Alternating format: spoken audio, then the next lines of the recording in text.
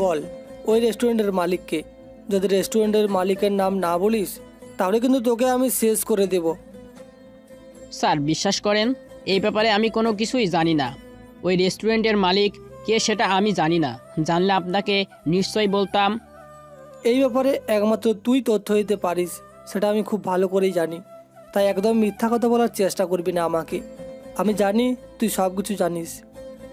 Sir আমার কথা একটু বিশ্বাস করুন, আমি এই ব্যাপারে কোনো কিছুই জানি না। ওই রেস্টুরেন্টে কি হচ্ছে সেটাও আমি জানি না। দিনের পর দিন ওই রেস্টুরেন্টে মানুষের জীবন নষ্ট করে দেওয়ার চেষ্টা করা হচ্ছে। দিনের পর দিন এখানে অনৈতিক ব্যবসা হচ্ছে। আর কি হচ্ছে সেটা তুই জানিস না? আমার কাছে স্পষ্ট ইনফরমেশন আছে। তুই এসবের পেছনে আসিস, তাই সত্য কথা বল। বিশ্বাস করেন, আমি এসবের কোনো কিছুই জানি না। আমাকে শুধু টাকা দেওয়া হতো এইখানে মানুষকে অজ্ঞান করার জন্য। এর বাইরে আমি আর কিছুই জানি না। তোকে আর কিছু বলতে হবে না। যা বলার যা করার আমি করব। তুই শুধু এখানে মরবি। আমাকে এতটা পরিশ্রম করিয়েছিস, তার শাস্তি তোকে পেতেই হবে। বলেই অন্ধকার রুমের অন্ধকারে থাকা ছেলেটার উপর গুলি করতে যায় অজানা লোকটা। ছেলেটা তখন চিৎকার করে বলে, আমি বলতেছি সব কিছু, আমি বলতেছি, প্লিজ আমাকে মারবেন না। রিমাকে চেনো নিশ্চয়ই, ওই মেয়েটা এইসবের সাথে জড়িয়ে আছে। ওর উপরে কে আছে আমি জানি না, তবে ও আমাকে টাকা দিত এই কাজগুলো করার জন্য। ভিতরে ও নিয়েছে, আমি আর কিছুই জানি না। ওকে ধরলে সব কিছুই জানতে পারবে। কথাটা শোনার পর চিৎকার করে হাসতে শুরু করলো অন্ধকারে থাকা লোকটা, আর গুলি করে দিল ওই লোকটার মাথায়। লোকটা বুঝতেও পারেনি সে সত্য কথা বলার পরেও তাকে মরতে হবে। গোপনে থাকা লোকটা তখন চিৎকার দিয়ে হাসতে শুরু করলো এবং তার পাশে থাকা আরেকটা লোককে বলল, তুমি এক কাজ করো, তাড়াতাড়ি রিমাকে ধরে নিয়ে আসার ব্যবস্থা করো। যত তাড়াতাড়ি সম্ভব আমি রিমাকে আমার সামনে দেখতে চাই। ওই মেয়েটাকে ধরতে পারলে অনেক কিছু জানা যাবে, তাই ওকে যত তাড়াতাড়ি সম্ভব ধরতে হবে। ওকে স্যার, আপনি কোনো চিন্তা করবেন না। আমরা কালকের ভিতরে ওই মেয়েটাকে এখানে নিয়ে আসতেছি। তবে আমার মনে হচ্ছে না মেয়েটা এসব একা করতে পারে। তার উপরে আরও বড় বড় কেউ জড়িয়ে আছে। ইমরান, তুমি চিন্তা করতে পারছো ওই রেস্টুরেন্টে কি চলতেছে? যদি এই তদন্তটা না করতাম তাহলে কোনো কিছু জানতে পারতাম না। তাড়াতাড়ি কাজ করো, ওই মেয়েটাকে যত তাড়াতাড়ি সম্ভব এখানে নিয়ে আসো। আমি দেখছি কীভাবে ওর কাছ থেকে কথা বের করতে হয়। আর মিস তিশা, আপনি আমার সাথে চলুন। জি স্যার, বলুন আমাকে কি করতে হবে? কালকে যদি তারা রিমাকে ধরে নিয়ে আসতে পারে তাহলে আপনি একটু ওকে সাইজ করে দিবেন, যাতে আমি আসার পরে আর কোনো কিছু বলতে না হয়। সরাসরি সব কিছু স্বীকার করে এভাবে টাইম পাস করা আমার পক্ষে সম্ভব নয়। তাই আমি আসার আগে ওই মেয়েটার ব্যবস্থা আপনি করে রাখবেন। ওকে স্যার, আপনি চিন্তা করবেন না। আপনি আসার পর দেখবেন এমনিতেই সব কিছু স্বীকার করবে। আপনাকে কোনো চিন্তা করতে হবে না, আমি আগে থেকে সব কিছু ম্যানেজ করে রাখবো। এদিকে পরের দিন সকালে আমি রোডের মধ্যে দাঁড়িয়ে আছি আমার ছোটোখাটো ভ্যান গাড়ির সামনে, কারণ এটাই আমার জীবিকার মূল্য, প্রয়োজনীয় জিনিস। আমি একজন পান বিক্রেতা। একটা লোক আমার কাছ থেকে পান মুখে দিয়ে আমার দিকে তাকিয়ে বলল, আচ্ছা ভাই, তোমার নাম কি? তোমার পান তো অনেক মজা। আরে কি যে বলেন ভাই, আমার নাম মিন্টু। আর পান মজা না হলে কি এখানে এত লোকের ভিড় জমতো? আচ্ছা, এত কম টাকার মধ্যে এত মশলার ব্যবস্থা করো কিভাবে? এখানে অন্যান্য লোকেরা জিনিসপত্র দাম বাড়ার কারণে পানের দাম বাড়িয়ে দিচ্ছে, আর সেখানে তুমি 5 টাকার মধ্যে এত কিছু দিচ্ছ কিভাবে? এটা তো ভাই বাপ দাদার আমলের ব্যবসা, সেই জন্য আমি জানি কোথায় গেলে কি কম দামে পাওয়া যাবে। তাই তো আমি যেখান থেকে কম দামে মাল নিয়ে আসতে পারি সেখানে আর কাউকে যেতে দিই না। ওখানে যাওয়ার ঠিকানা কাউকে বলি না। তাহলে তো ভালোই, মোটামুটি ব্যবসা চালিয়ে যাচ্ছ। প্রায় মানুষ আসে এই রেস্টুরেন্টে, তাই তোমার ব্যবসাও চলতেছে, তাই না? সবেই তো আপনাদের কারণে, আপনারাই তো আমার কাস্টমার। আচ্ছা, আপনি এখানে প্রতিদিন আসেন কী জন্য? দুঃখের কথা কি বলবো ভাই, আমি একটা লোকের ড্রাইভার। সে লোকটা প্রতিদিন এখানে আসে। বড়লোক মানুষ এই ভাঙাচোরা রেস্টুরেন্টে কী যে পেয়েছে, এখানে কি যে পেয়েছে, অনেক 5 স্টার রেস্টুরেন্টে আমরা যাই, সেখানের তুলনায় এটা তো কিছুই না। তবু যে মানুষ কেন যে এখানে আসে। সেটাই তো ভাই, আমিও তো এটা নিয়ে অনেক চিন্তা করছি। আমি এখানে অনেক পান ব্যবসা করতে পারি, কারণ এখানে অনেক লোকজন আসে, কিন্তু এখানে লোকজন আসে কেন সেটা তো আমি বুঝি নাই। আমিও এই রেস্টুরেন্টে অনেকবার গিয়েছি, কিন্তু কোনো স্পেশাল জিনিস তো পেলাম না। এসব স্পেশাল জিনিস তোমাকে দিবে না ভাই। আমি যতটুকু খবর পেয়েছি, এখানে যখন বড়লোক মানুষ আসে তখন স্পেশাল কিছু পাওয়া যায়, কিন্তু কি যে পাওয়া যায় সেটা তো জানি না।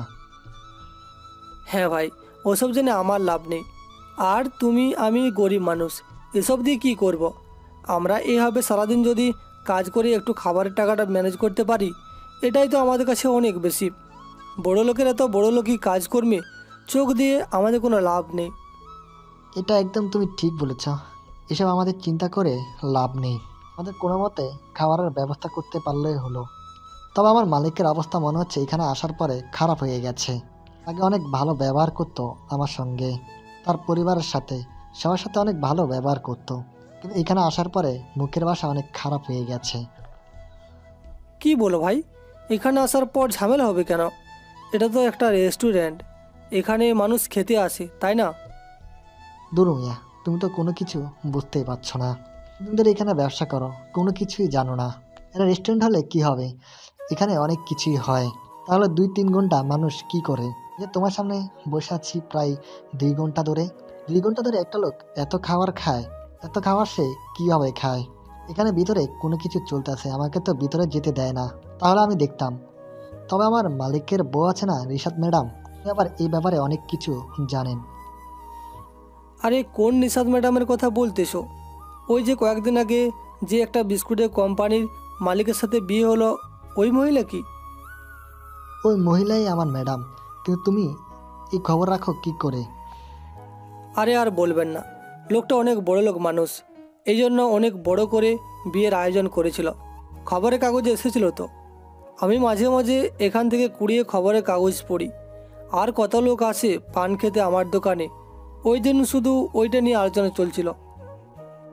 ভাই, এখন আর কথা বলো না, আমার মালিক আসতেছে। এখন যদি তোমার সাথে কথা বলতে দেখে তাহলে আমাকে বকাবকি করবে। কালকে যদি আবার আসি তাহলে আবার কালকে কথা হবে। এখন যাই।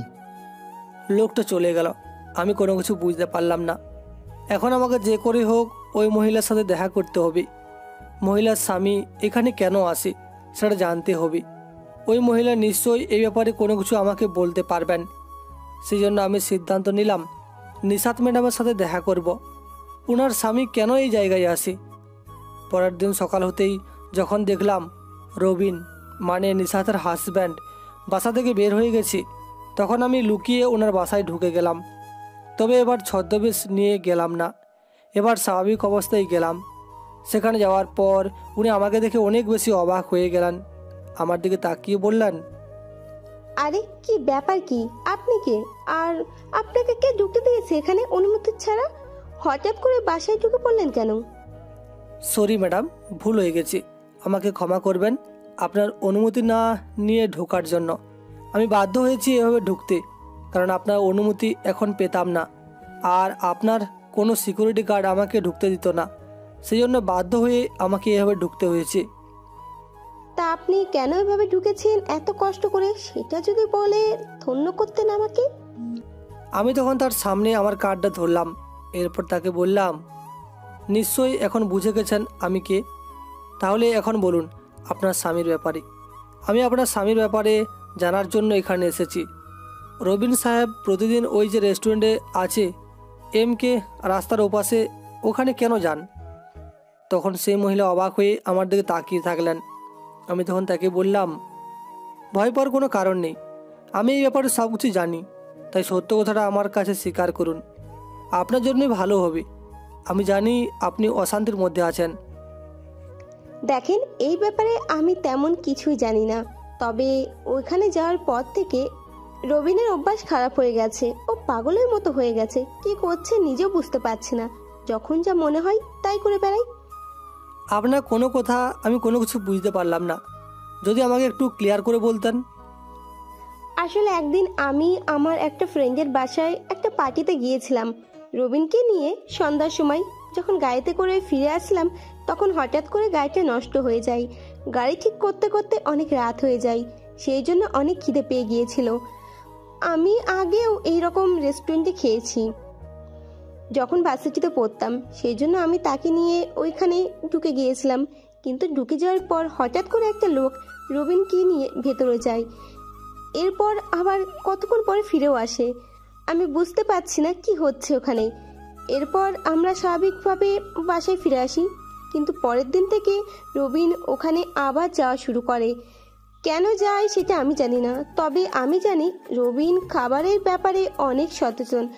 ওই এরকম একটা রেস্টুরেন্টে ও কোনো দিন খাবে না, কিন্তু কেন যায় সেটা নিয়ে আমার এত চিন্তা।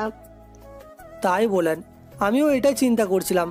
এত বড় লোক মানুষ, এত বড় ব্যবসা ওনার, উনি কেন এরকম রেস্টুরেন্টে যাবেন? কিন্তু এসবের পিছনে কোনো রহস্য আছে যেটা আমি বা আপনি দুজনের কেউই জানি না। ওটা আমাদেরকে খুঁজে বের করতে হবে। তা আমাকে একটু বলুন, আপনার স্বামীর মধ্যে কি পরিবর্তন দেখতে পাচ্ছেন? মানে উনি ওখান থেকে আসার পর থেকে কীরকম আচরণ করছেন, তার ব্যাপারে একটু আমাকে বলুন। অস্বাভাবিক আচরণ করেছে স্যার।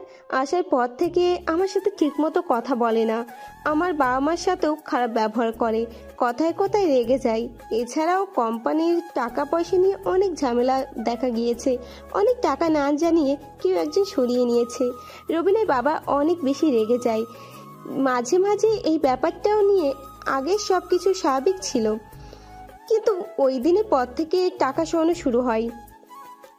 টাকা সরানো শুরু হয়েছে মানে? আপনার কথায় মনে হচ্ছে যেন আপনি আপনার স্বামীকে সন্দেহ করছেন। অবশ্যই, কেন করব না? আমি তো সেটা নিয়ে ওর সাথে ঝামেলাও করি প্রতিদিন। আমি ওকে সন্দেহ করতেছি কারণ আমি ওর কাছে অনেক টাকা দেখেছি। প্রতিদিন রাতে কোথাও থেকে টাকা নিয়ে আসে, এরপর টাকাগুলো নিয়ে সকালে বেরিয়ে যায়, আবার সেই খালি হাতে বাসায় ফিরে সন্ধ্যার সময়। সন্ধ্যার পরে বাড়ি থেকে বের হয়ে যায়, রাতে বাসায় ফিরে টাকা নিয়ে। এটা প্রতিদিন দেখতে দেখতে আমি অতিষ্ঠ হয়ে গেছি। এত টাকা কি করে ও? তাহলে আপনার সন্দেহ হচ্ছে আপনার স্বামী ওই রেস্টুরেন্টে গিয়ে কোথাও একটা টাকা নষ্ট করে আসেন। কিন্তু একটা কথা কি জানেন, আমি রেস্টুরেন্টে চেক করেছি, ওখানে এমন কোনো জায়গা নেই যেখানে কোনো খারাপ কাজ হচ্ছে। তবে আমাকে যে করেই হোক ওই রেস্টুরেন্টটা ভালো করে খুঁজতে হবে। আমি যতদূর বুঝতে পেরেছি এসবের পিছনে বড় কোনো রহস্য আছে। স্যার, আপনি রবিনকে ভালো পথে ফিরে আনার চেষ্টা করুন।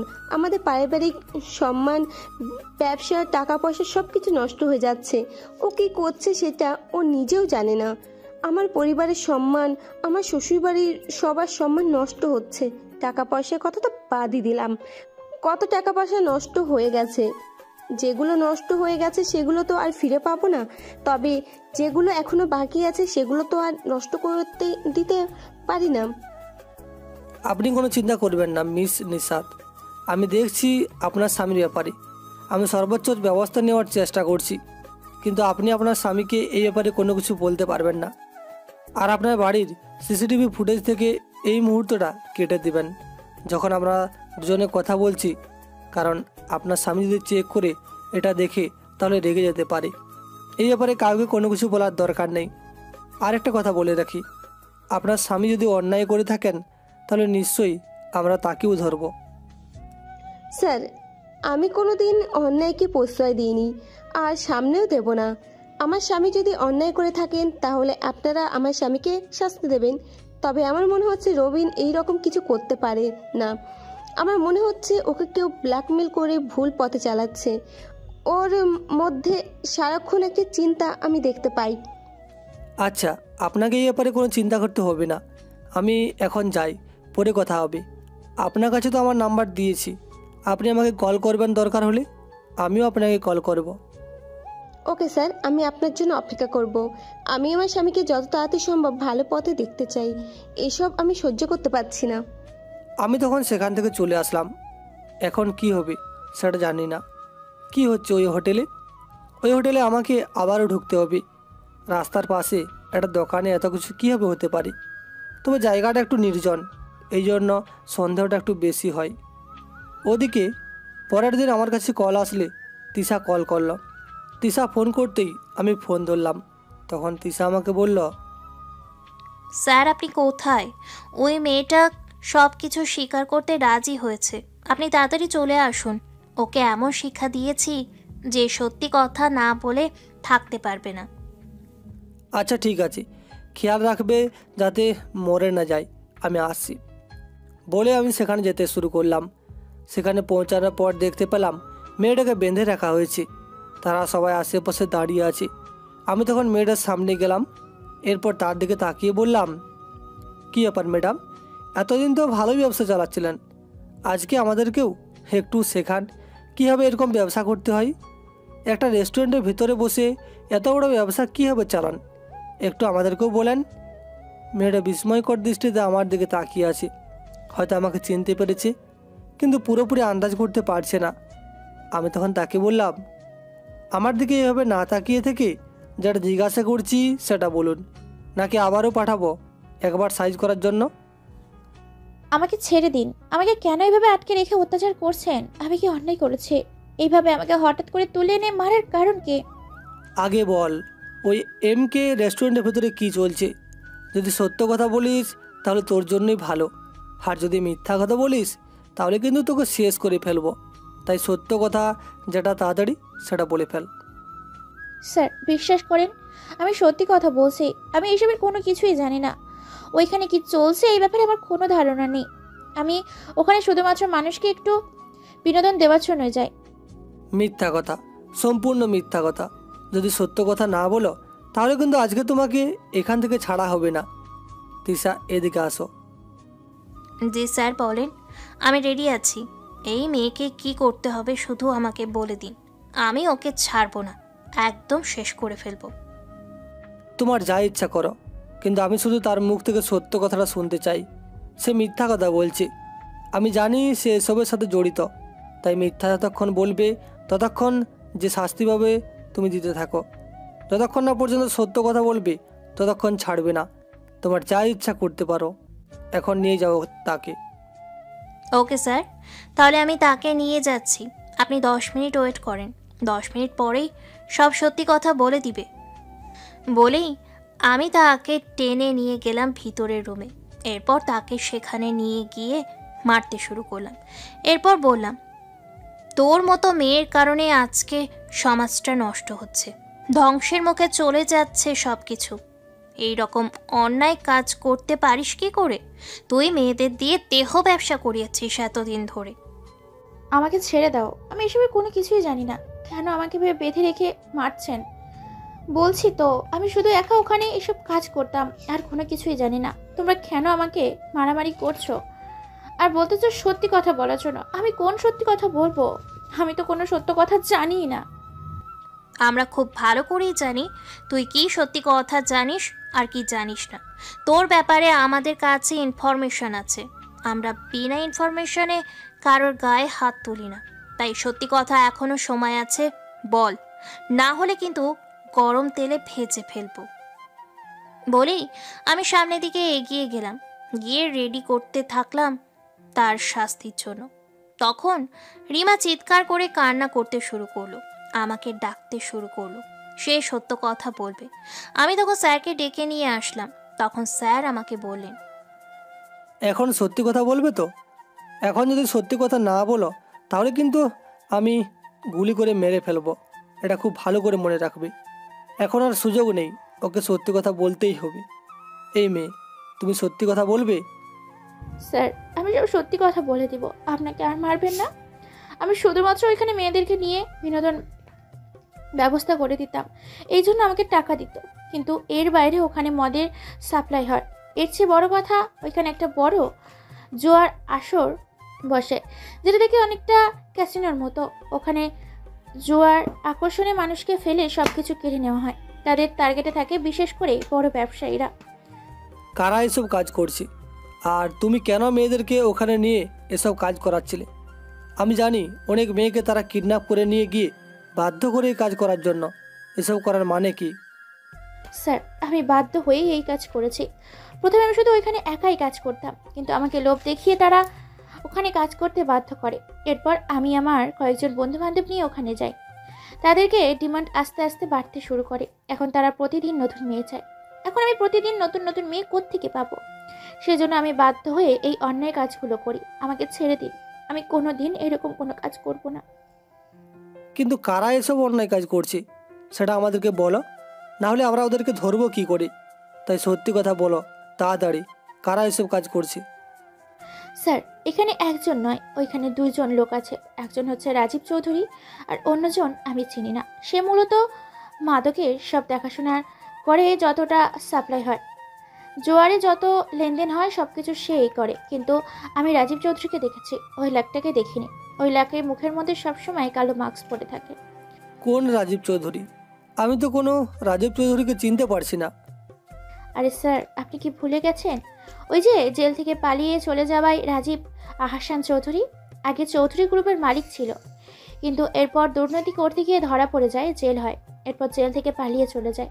আমি তো শুনলাম আপনি তাকে ধরেছেন। আপনি তো সিআইডি এসিপি শিয়াম আহমেদ। কথাটা শোনার পর আমার মাথায় আকাশ ভেঙে পড়ল। এই লোকটা কীভাবেই কাজ করতে পারে? আমার টার্গেটে কোনো সময় ওই লোক ছিল না।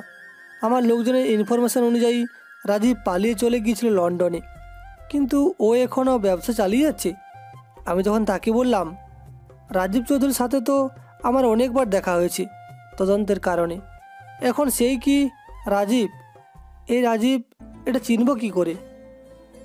স্যার, আমি আর কোনো কিছুই বলতে পারবো না। তারা যদি জানতে পারি আমি আপনাদের কিছু বলেছি, তাহলে আমাদের পরিবার সব কিছু শেষ করে দিবে। আমি বাধ্য হয়ে এই কাজ করেছি। আমাকে আর মারবেন না। আমি আর কোনো দিন এরকম কাজ করবো না স্যার। দেখো, তুমি যেই অন্যায় করেছো সেই অন্যায় শাস্তি তোমাকে পেতেই হবে। তাই তুমি এখন ছাড়া পাবে না। তুমি যদি আশা করে বসে থাকো যে আমরা তোমাকে সত্যি কথা বলার পর ছেড়ে দেব, তাহলে এটা সম্ভব নয়। কারণ আইনের চোখে তুমি এখন অপরাধী। আমরা তোমাকে ছাড়তে পারবো না। তোমাকে এখন যে করেই হোক আমাদেরকে সহযোগিতা করতে হবে। এতে তোমার শাস্তি হয়তো একটু হলেও কমতে পারে। স্যার, আমি কিভাবে আপনাদের সহযোগিতা করব? আমার ভয় হচ্ছে। ওরা যদি জানতে পারে তাহলে আমাকে মেরে ফেলবে। প্লিজ, আপনারা আমাকে মুক্তি দিন।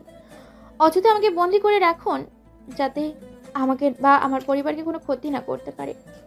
তখন আমি রিমার দিকে এগিয়ে গেলাম। এরপর বললাম, তুমি একমাত্র পারবে আমাদেরকে সহযোগিতা করতে। আমি তোমাকে একটা প্ল্যানের কথা বলতেছি। এই প্ল্যান মতো যদি কাজ করো, তাহলে আশা করা যায় আমরা এই রহস্যের সমাধান করতে পারবো। স্যার, আপনি প্লিজ আমার কথাটা শোনেন। আশা করি আমরা খুব তাড়াতাড়ি এই অপরাধীকে ধরতে পারবো। তুমি কোন প্ল্যানের কথা বলছো তিশা? আমি তো কোনো কিছু বুঝতে পারছি না। তুমি বলো কি করতে হবে। তোমার প্ল্যান আমি সাদরে গ্রহণ করব যদি আমার পছন্দ হয়। তিশা তখন আমাকে একটা প্ল্যানের কথা বলল। আমি তখন তার এরকম কথা শুনে তার দিকে তাকালাম। এরপর একটু ধমক দিয়ে বললাম, তুমি কি বুঝতে পারছো তুমি কি কথা বলছো? তোমার বাবা মা যদি জানতে পারে তাহলে আমারও ঝামেলা হবে।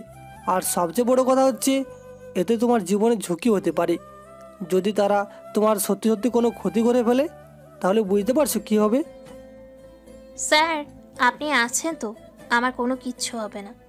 এই কেসটা সমাধান করতে হলে এর থেকে সহজে উপায়ে আর সমাধান করা সম্ভব নয়। আমি অনেক ভেবে চিন্তে এই সিদ্ধান্ত নিয়েছি। আপনি চলেন, কোনো কিছু হবে না। না তিশা, এটা সম্ভব নয়। আমি এটা করতে পারবো না।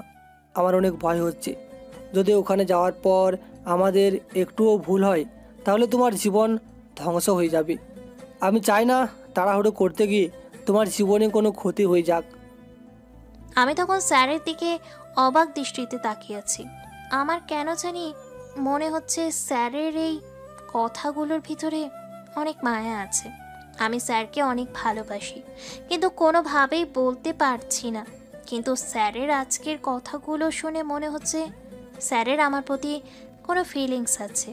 আমি তখন তাকে আবারও বললাম, স্যার প্লিজ চলেন, আপনি কোনো চিন্তা করবেন না।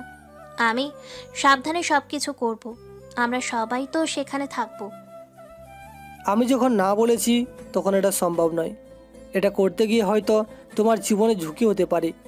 আমি চাই না তোমার জীবনে কোনো কলঙ্কের দাগ লাগুক। আর তুমি একটা মেয়ে মানুষ, তোমার ক্ষেত্রে এটা কতটা ভয়ঙ্কর বুঝতে পেরেছো? স্যার, আপনার নিজের প্রতি বিশ্বাস নেই, আমার প্রতি বিশ্বাস নেই? আপনি তো বলেছিলেন যদি ভালো হয় তাহলে আপনি সাদরে গ্রহণ করবেন। আমার জীবনের ক্ষতি হলে কোনো সমস্যা নেই, আমি আমার জীবন দেবার জন্য সব সময় প্রস্তুত। আমি জীবন দিব বলেই এই কাজ করতে এসেছি। নিজের দেশের জন্য যদি জীবন দিতে পারি তাহলে এটার চেয়ে আনন্দের আর কি হতে পারে?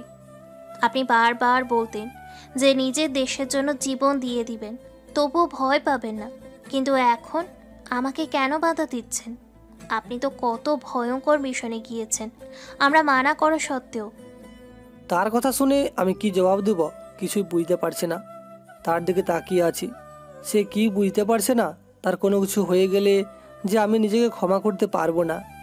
তাকে নিয়ে যে আমার এত স্বপ্ন সাজানো, এসব কি সে বুঝতে পারে না? আমি তখন তার দিকে তাকিয়ে বললাম, তুমি বলছো বলে কিন্তু আমি করতে রাজি হচ্ছি, কিন্তু তোমাকে খুব সাবধানে কাজটা করতে হবে। আমরা অন্য কাউকে দিয়েও কাজটা করাতে পারি, যদি তোমার ক্ষেত্রে এটা বেশি রিস্ক মনে হয়। না স্যার, অন্য কেউ এই বিষয়টা বুঝতে পারবে না, আমাকে এই কাজটা করতে হবে। আর আমি এটা প্ল্যান করে নিয়েছি এবং আমাদের কাপড় রেডি করা আছে। এখন শুধু এই মেয়েটাকে রাজি করাতে হবে, এরপর আর কোনো চিন্তা নেই। আমি তখন মেয়েটার দিকে এগিয়ে গেলাম। এরপর মেয়েটাকে বললাম, মিস রিমা, তুমি এখনই তোমার বসের কাছে কল করবে। ওই রাজীব চৌধুরীর কাছে কল করে বলবে তুমি অনেক বড় একজন ব্যবসায়ীকে পেয়েছো এবং ওই ব্যবসায়ী তার বউ নিয়ে ওখানে যাচ্ছে। কি বললেন স্যার? কোন ব্যবসায়ী যাবে?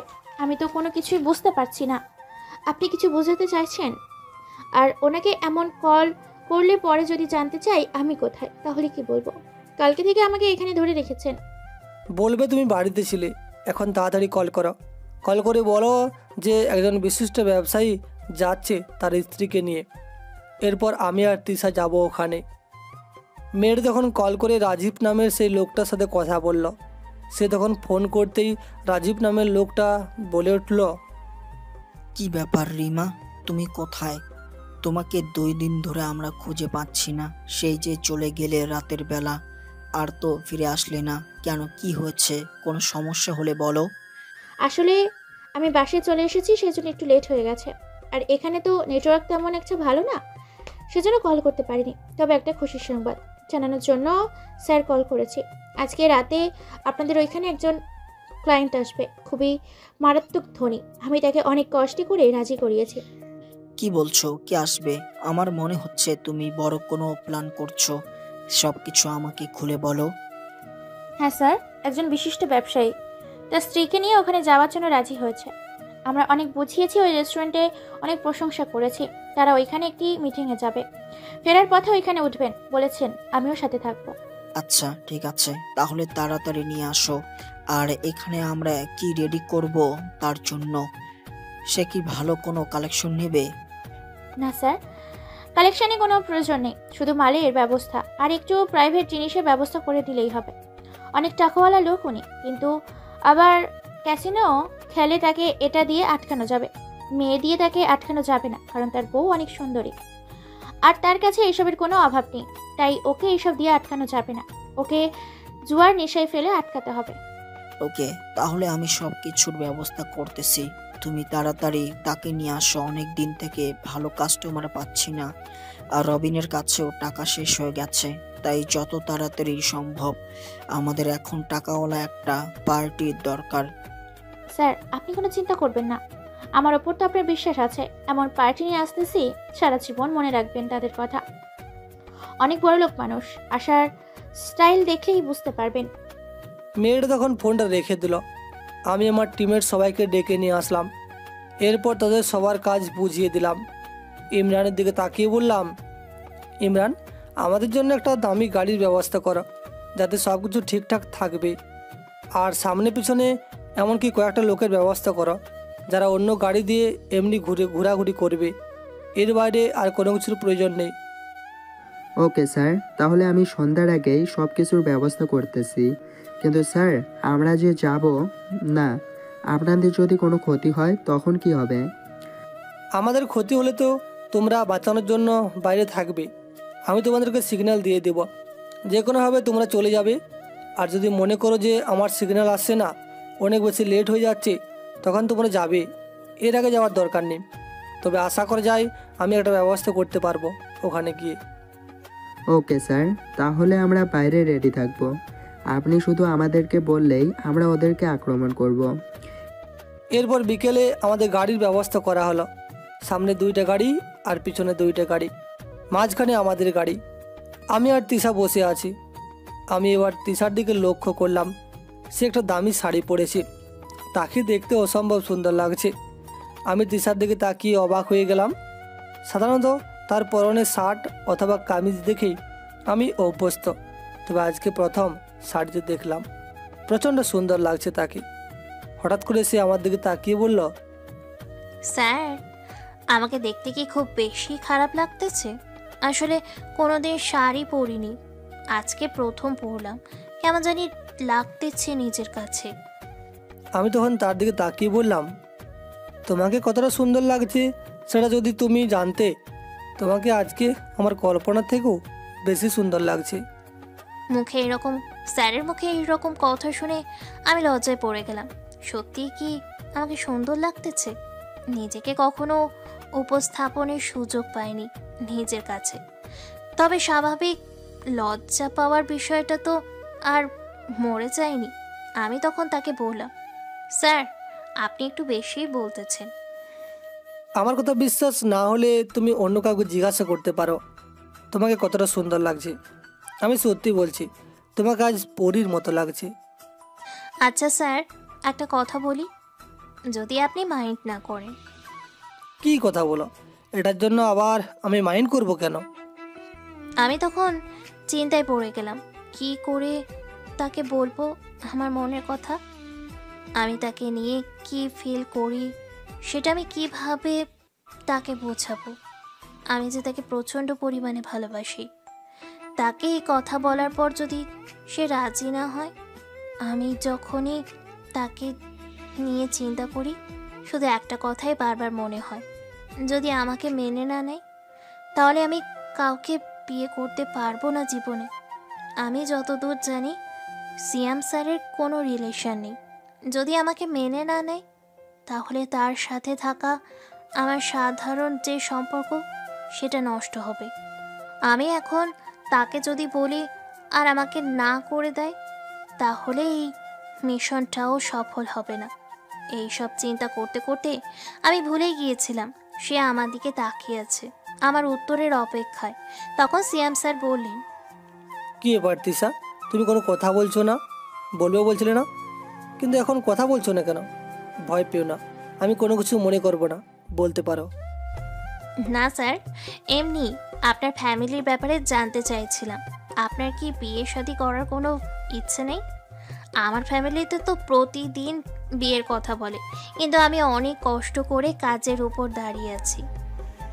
হ্যাঁ, বিয়ে শাদীর ব্যাপারটা তো চিন্তা করতেই হবে, কিন্তু এখন তো আমাদের আগে যে একটা প্ল্যান আছে সেটা সফল করতে হবে। এরপর বাকিটা, আগে আমাদের যে প্ল্যান আছে সেটা সাকসেসফুল করি, এরপর বিয়েটা করে নেব ভাবছি। কথাটা শোনার পর আমার ভিতর কেমন জানি করতে শুরু করলো। যদি মিশনটার পর স্যার বিয়ে করে তাহলে তো আরও আগে পাত্রী দেখা শুরু হয়ে গেছে। আমি বুঝতে পারছি না কি করব। এরপর অনেক কষ্টে নিজেকে শান্ত করলাম। এখন আমাকে শুধু এই মিশনটার দিকে নজর দিতে হবে, বাকিটা ভুলে যেতে হবে। এদিকে আমি তার দিকে তাকিয়ে আছি, তার মনের ভিতর কী চলছে বুঝতে পারছি না, তবে আমি বুঝতে পারছি সেও আমার প্রতি দুর্বল। দেখা যাক, এই মিশনটা থেকে যদি বাড়ি ফিরতে পারি তাহলে আব্বু আম্মুর সাথে কথা বলে তার বাড়িতে বিয়ের প্রস্তাব পাঠাবো। কিন্তু এখন আমাদেরকে যে করেই হোক এটা সমাধান করতে হবে। আমরা এতক্ষণে পৌঁছে গেলাম সেই জায়গায়। সামনের গাড়িতে রিমা আছে। রিমা তখন আমাদেরকে ভিতরে নিয়ে গেল। তখন একটা লোক আমাদের দিকে এগিয়ে আসলো। আমি নকল দাড়ি পরে নিয়েছি গাড়ির মধ্যেই, কারণ আমাকে চিনে ফেলতে পারে যদি সত্যিকারের ওই রাজীব হয়, কারণ ওর সাথে আমার অনেকবার দেখা হয়েছে। তবে ভিতরে গিয়ে সন্দেহটাই সত্যি হলো, ওই রাজীব এটাই। সবাই মিথ্যা কথা বলেছে, সে লন্ডনে যায়নি, বরং এখানে থেকে লুকিয়ে ব্যবসা করতে শুরু করেছে। এই রেস্টুরেন্টের ভিতরে আমি আগেও এসেছি, কিন্তু অদ্ভুত কোনো কিছু লক্ষ্য করলাম না। তখন সেই লোকটা আমার সামনে এসে বলল, আপনি তাহলে মিস্টার মিন্টু চৌধুরী? আপনার কথাই রিমা বলেছিল। আমরা আপনার আগমনের অপেক্ষায় ছিলাম এতক্ষণ। জি ধন্যবাদ। আমি ওনার কাছ থেকে এখানকার অনেক প্রশংসা শুনেছি, সেই জন্য আপনাদের সাথে দেখা করতে চলে আসলাম। আশা করা যায় আপনাদের সাথে আমার পথ চলা আরও দীর্ঘ হবে। জি অবশ্যই, কেন নয়। আপনার সাথে উনিকে ম্যাডাম মনে হচ্ছে। জি, পরিচিত হয়ে নিন। উনি হচ্ছেন আমার স্ত্রী, মানে আপনাদের madam Tania Chowdhury. Okay sir, তাহলে আসুন, ভেতরে আসুন। আপনার জন্য আমরা কি ব্যবস্থা করতে পারি বলেন? আপনার যা ইচ্ছে তা বলতে পারেন। আমরা আপনার জন্য সব কিছুর ব্যবস্থা করতে পারবো। এখানে সব কিছুর ব্যবস্থা আছে। কিন্তু আমি তো কিছুই দেখতে পাচ্ছি না। এখানে আসার পর থেকে তো শুধু দেখতে পাচ্ছি খাবার দাবারের ব্যবস্থা চলছে। এর বাইরে যে কথাগুলো হয়েছিল সেগুলোর ব্যাপারে তো এখানে কোনো ব্যবস্থাই দেখছি না। কোথায় সেগুলো? আমি আমার পকেটের মধ্যে ওয়াইকি টকি রেখেছিলাম। আমার বাইরের মানুষজন শুনতেছে সব কিছু, কারণ তারা আসার পর যদি জানতে না পারে আমরা কোথায়, তাহলে বিপদের মধ্যে পড়তে পারি। তখন রাজীব নামের লোকটা আমার দিকে তাকিয়ে বলল, জি অবশ্যই স্যার, আমাদের এখানে সব ব্যবস্থা আছে। কিন্তু আপনাকে রিমা ক্লিয়ার করেনি যে এখানকার নিয়ম একটু আলাদা? আশা করি ও যেভাবে বলেছে সেভাবে করলে আপনাদের সাথে আমাদের কাজ আরো বড় হতে পারে। আমি তখন সুটকেসটা বের করলাম, এরপর তার হাতে টাকাটা দিয়ে দিলাম। টাকাটা দিয়ে বললাম, এই নিন, এখানে 10 লক্ষ টাকা আছে, লাগলে আরও দিব, সমস্যা নেই, কিন্তু আমার যেটা প্রয়োজন সেটা দিতে হবে। একটু এদিক সেদিক হলে আমার কিন্তু মাথা গরম হয়ে যাবে, আর আমার মাথা গরম হয়ে গেলে আমি যে কোনো কিছু করে ফেলতে পারি। আরে আপনি কোনো চিন্তা করবেন না, আমি যখন টাকাগুলো পেয়ে গেছি হাতে, এখন আর কোনো চিন্তা নেই। চলুন আপনাকে ভেতরে নিয়ে যাই। আমাদের এখানে ব্যবস্থা নেই, সেই জন্য কেউ কোনো কিছু বুঝতে পারে না। আমাদের ব্যবসা আন্ডারগ্রাউন্ডে। ও, তাহলে তো অনেক ভালো ব্যবস্থা করেছেন। পুলিশ আমাদের ব্যাপারে কোনো কিছু জানতে পারবে না। আমি অনেক ভয়ে ছিলাম, বুঝতে তো পারছেন আমার মান সম্মান আছে। যদি একটু এদিক সেদিক হয় তাহলে আমার ইজ্জত নিয়ে টানাটানি পড়ে যাবে। আপনাদের এই ব্যাপারে কোনো চিন্তা করতে হবে না। পুলিশ কেন, পুলিশের বাপও এই জায়গায় এসে আপনাকে খুঁজে পাবে না। এমন ব্যবস্থা করে রেখেছে, বাইরের মানুষজনও বুঝতেও পারবে না ভেতরে আমাদের একটা বিল্ডিং আছে। আমি তখন তাদের সাথে যেতে শুরু করলাম। ইশারায় তিশাকে বুঝিয়ে দিলাম আমি হয়তো ইমরানদের সাথে যোগাযোগ করতে পারবো না, সেই জন্য তাকে যোগাযোগ করতে হবে। সে আমাকে ইশারায় বোঝালো যে সব কিছু ঠিক আছে। ভিতরে গেলাম। ভেতরে যাওয়ার পর আমি অবাক হয়ে গেলাম। সিঁড়ি দিয়ে যত নিচে নামছিলাম ততই আমার চোখ কপালে উঠছিল। এত বড় একটা জুয়ার আড্ডাখানা তারা পরিচালনা করে রেখেছে। এই রেস্টুরেন্টের নিচে যে আন্ডারগ্রাউন্ড একটা জায়গা, সেটা আমি কোনোদিনও চিন্তা করিনি। আমি তখন সব কিছু দেখে তাকে বললাম, আমার জন্য একটু কোমল পানির ব্যবস্থা করেন। আশা করি বুঝতে পারছেন কিসের কথা বলছি। একটু ভালো উন্নত বাইরের কান্ট্রি থেকে যেগুলো আনিয়েছেন সেগুলো নিয়ে আসেন, এখন আমার পিনিক উঠেছে। জি অবশ্যই স্যার, আমি এখনই নিয়ে আসতেছি, আপনি কোনো চিন্তা করবেন না। অন্য কোনো ব্যবস্থা করব নাকি? অন্য কোনো ব্যবস্থা মানে? আমাদের এখানে অনেক ভালো ভালো কালেকশন আছে, আপনি চাইলে যে কারোর সাথে রাত কাটাতে পারেন পছন্দ মতো।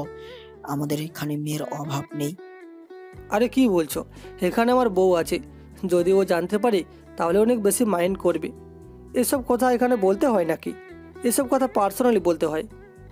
সরি স্যার, তবে আমরা ব্যবস্থা করতে পারি। ম্যাডামকে আমরা আলাদা ঘরে রাখবো, উনি এই ব্যাপারে কোনো কিছু জানতেই পারবে না। ওনাকে আমরা আমাদের পার্সোনাল রুমে রেখে দিব, আর আপনি এদিকে কাজ ছাড়বেন। তাহলে তো অনেক ভালো হয়। একটা কম বয়সী মেয়ে দেখে আমার রুমে পাঠিয়ে দেবেন। আর যেটা বলেছি সেটা করেন তাড়াতাড়ি। আমার জন্য মদের ব্যবস্থা করেন, আমার মাথা নষ্ট হয়ে যাচ্ছে। লোকটা তখন দৌড়াতে শুরু করলো। আমি তখন আস্তে আস্তে তিশার কাছে গেলাম, গিয়ে তার কানে কানে বললাম, তোমাকে মনে হয় তারা কোথাও আটকে রাখার প্ল্যান করছে, তুমি খুব সাবধানে থাকবে। আর ইমরানকে তাড়াতাড়ি কল করে জানিয়ে দাও এখানে আসার জন্য। আমি বুঝতেও পারিনি এত বড় একটা জায়গা তারা বানিয়ে রেখেছে। সত্যি স্যার, আমি কল্পনাও করিনি এরকম কিছু হবে। আমি ইমরানকে জানিয়ে দিয়েছি তারা চলে আসতেছে, আর আমাদেরকে আটকে রাখতে পারবে না। তবে আপনি কোনো চিন্তা করবেন না, আর সাবধানে থাকবেন যাতে আপনার কোনো ক্ষতি না হয়। আমার কোনো ক্ষতি হবে না, আমি তো তোমাকে নিয়ে চিন্তা করছি। তোমার ক্ষতি করার চেষ্টা করবে, তুমি খুব সাবধানে থাকবে। যদি বেশি ভয় হয় তাহলে আমাকে নক করবে, আমার কাছে তো ডিভাইসটা আছে। তুমি শুধু ওটাতে আমাকে নক করলে আমি বুঝে যাব। তখন আমি আস্তে আস্তে চলে আসলাম তিশার কাছ থেকে। তিশাকে তারা নিয়ে গেল, কিন্তু সিয়াম বুঝতে পারেনি তিশার সাথে কী হতে চলেছে। তিশাকে তারা প্ল্যান করেছে তাদের বসের রুমে পাঠাবে, কারণ তাদের বস তিশাকে পছন্দ করেছে। এই পুরো এলাকায় সিসি ক্যামেরা লাগানো আছে, কোনো কিছু হলে সেটা তাড়াতাড়ি কন্ট্রোল করার জন্য, এবং এই সিসি ক্যামেরা কন্ট্রোল করে তাদের বস। এই পুরো ব্যবসার মালিকানা যার কাছে। যখন সিয়াম এবং তিশা এখানে আসে তখন লোকটা সব কিছু দেখছিল এবং তিশাকে পছন্দ করেছে। সেই জন্য তারা সিয়ামকে বুঝিয়ে তিশাকে ওই রুমে পাঠানোর ব্যবস্থা করছিল।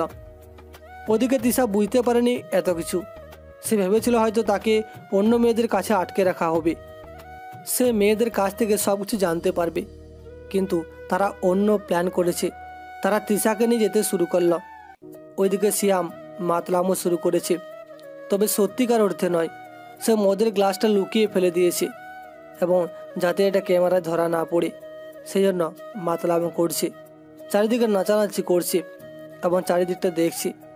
তখন হঠাৎ করে পেছন থেকে রাজীব সাহেব বলে ওঠে, স্যার, আপনার জন্য ব্যবস্থা করে ফেলেছি, আপনি তাড়াতাড়ি আসুন। আমি আপনাকে আপনার রুমে নিয়ে যাচ্ছি। আপনার জন্য রুমে অপেক্ষা করতেছে আমাদের কালেকশন। আমি রাজীবের কথা শুনে ইচ্ছে করছিল রাজীবকে মেরে ফেলতে, কিন্তু এখন আমাকে ধৈর্য ধরতে হবে।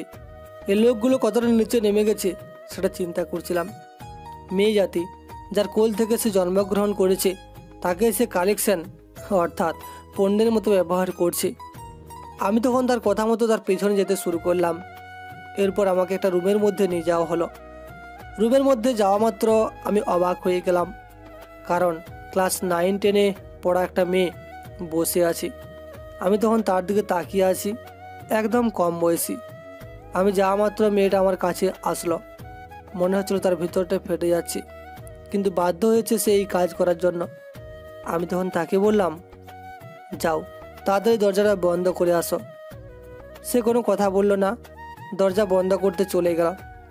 আমি চারিদিকটা ভালো করে তাকিয়ে দেখলাম কোনো জায়গায় ক্যামেরা আছে কি না। না, রুমের মধ্যে ক্যামেরার কোনো ব্যবস্থা নেই। সেই জন্য আমি তাকে বললাম, তোমাকে কোনো চিন্তা করতে হবে না, তুমি ভেবেও না আমি তোমাকে ভোগ করার জন্য এখানে এসেছি। আমি তোমাকে এখান থেকে বাঁচিয়ে নিয়ে যাওয়ার জন্য এসেছি। তোমার মতো কতজন এখানে মেয়ে আছে। কথাটা শোনা মাত্র মেয়েটা চিৎকার করে কান্না করতে শুরু করলো। মনে হচ্ছিল যেন যে এইমাত্র দেহে প্রাণ ফিরে পেয়েছে, এতদিন মৃত ছিল। সে কান্না করে আমার সামনে বসে বলল, আমাকে বাঁচান ভাইয়া, আমি এখানে থাকতে চাই না। আমাকে ওরা তুলে নিয়ে এসেছে, দিনের পর দিন আমাকে অত্যাচার করতেছে। প্রতিদিন আপনার মতন মানুষেরা এখানে আসে, এসে আমাদের শরীর নিয়ে খেলা করে। আমি এসব সহ্য করতে পারছি না। আমার পরিবারের মানুষ আমার জন্য অপেক্ষা করতেছে, তাদের সাথে আমি দেখা করতে পারছি না। আমাকে এখান থেকে বাঁচান ভাইয়া। কোনো চিন্তা করো না, আমি তোমাকে এখান থেকে বের করব, কিন্তু আমাকে সব কিছু খুলে বলতে হবে, না হলে আমি তোমাকে কীভাবে বের করব। আমি তো এখানে নতুন, আজকে এসেছি। তো আমি এই চারদিকে খবর জানি না, কোন দিক দিয়ে বের হওয়া যায়। তাড়াতাড়ি সেসব আমাকে বলে দাও, আর এখানকার কিছু ইনফরমেশান আমাকে দাও। এখানে কয়েকটা রুম আছে ভাইয়া, একটু পরে ওই যে লোকটা সবসময় কালো মাস্ক পরে থাকে ওই লোকটা বের হবে। তার সামনে যত মেয়ে আছে সবাই দাঁড়িয়ে যাবে, যাকে পছন্দ হবে তাকে নিয়ে যাবে রাত কাটাতে। এভাবে প্রতিদিন চলতে থাকে এখানে অত্যাচার। প্রতিটা মুহূর্তে আমরা পণ্যর মতন দাঁড়িয়ে থাকি তাদের সামনে, আর তারা যখন খুশি এসে আমাদের উপর নির্যাতন চালায়। যারা এখানে অনেক দিন থেকে আসা যাওয়া করে তাদেরকে একটা গোপন রাস্তার কথা বলে দেওয়া হয়েছে। এই রেস্টুরেন্টের পিছন দিকে দিয়ে জঙ্গলের মধ্যে সেই রাস্তা রয়েছে। আচ্ছা ঠিক আছে, তাহলে তুমি এখন এখানে বসে থাকো, আমি দেখছি কি করা যায়। আমার লোকজনকে আমি জানিয়ে দিচ্ছি, কিছুক্ষণের মধ্যে তারা এসে পৌঁছাবে।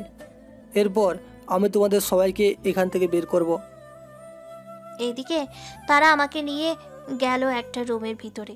আমি কোনো কিছু বুঝতে পারছি না কি হচ্ছে আমার সাথে। আমি এটা তো ভাবিনি, তাহলে এটা কি হচ্ছে আমার সাথে।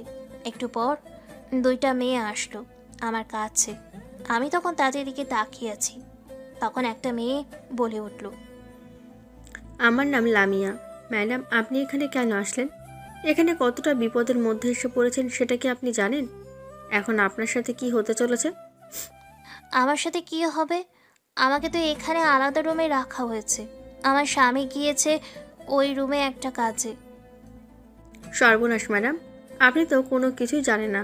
আপনার স্বামীকে ওই রুমে তারা পাঠিয়ে দিয়েছে একটা মেয়ের সাথে। সেখানে আপনার স্বামীকে মাতাল করে দিয়ে এখানে আপনার সাথে খারাপ কাজ করা হবে। একটা লোক যে এই সব কিছুর কন্ট্রোল করে, সে একটু পরেই চলে আসবে আপনার সাথে খারাপ কাজ করার জন্য। এখন আমাদেরকে পাঠিয়েছে আপনাকে সাজানোর জন্য। কি বলছো তুমি? আমার সাথে কেন এরকম করা হবে? আর আমি এখানে এসেছি অতিথি হিসেবে, আমার সাথে কেন এরকম করবে? এটাই তাদের নিয়ম। তারা এইরকমই করে। যারা বড়লোক আছে তাদের মেয়ে অথবা স্ত্রী যাদেরকে নিয়ে আসে সবার সাথে এইরকম খারাপ কাজ করে, এরপর তাদেরকে ব্ল্যাকমেল করে টাকা নিয়ে আসে। এটাই তাদের ব্যবসা। এখানে এসে পড়েছেন, এখন আপনাদের জীবন নষ্ট হয়ে গেছে। আপনি আর জীবনে কারোর সামনে মুখ দেখাতে পারবেন না। কথাটা শোনার পর আমার কিছুটা ভয় করতে শুরু করলো। সব কিছুর পর নিজের ইজ্জতের বিষয়ে সতর্ক থাকতেই হবে। আমি তখন তাদের দিকে তাকিয়ে বললাম, তোমরা আমাকে এখান থেকে উদ্ধার হওয়ার পথ বলে দাও। আমি এখান থেকে চলে যেতে চাই। আমার কিছু হয়ে গেলে সব কিছু শেষ হয়ে যাবে। তোমরা আমাকে বলো এখান থেকে আমি কিভাবে পালিয়ে যাব। ভুলেও এই কাজ করতে যাবেন না। আপনাকে এবং আপনার স্বামী দুজনকেই মরতে হবে।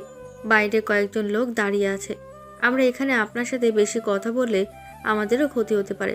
তাই আপনি যেটা হচ্ছে সেটা সহ্য করে নিন বেঁচে থাকতে চাইলে। তার মানে তোমরাও এখানে এসে এইভাবে বিপদের মধ্যে পড়েছো? তোমরা কোনো চিন্তা করো না, আমাকে বলো এখান থেকে কিভাবে বের হওয়া যায়। আমি বের হলেই ওদেরকে ধরে ফেলবো। ম্যাম, এরকম করবেন না। আমরাও এসেছিলাম এখানে অনেক বড় লোকের মেয়ে হয়ে, কিন্তু আমাদের সাথে এরকম খারাপ কাজ করেছে। এখন ব্ল্যাকমেল করতেছে। যদি তাদের বিরুদ্ধে কিছু করতে চাই তাহলে আমাদের যে ভিডিও করে রেখেছে সেটা ভাইরাল করে দেবে। আমার বাবার কাছ থেকে প্রতি মুহূর্তে তারা টাকা ব্ল্যাকমেল করে নিয়ে আসে। আমি তখন তাদের সামনে দাঁড়িয়ে পড়লাম। এরপর তাদেরকে আমার কার্ড দেখালাম আর বললাম, তোমরা কোনো চিন্তা করো না, আমরা এখানে এসেছি ওদেরকে ধরার জন্য।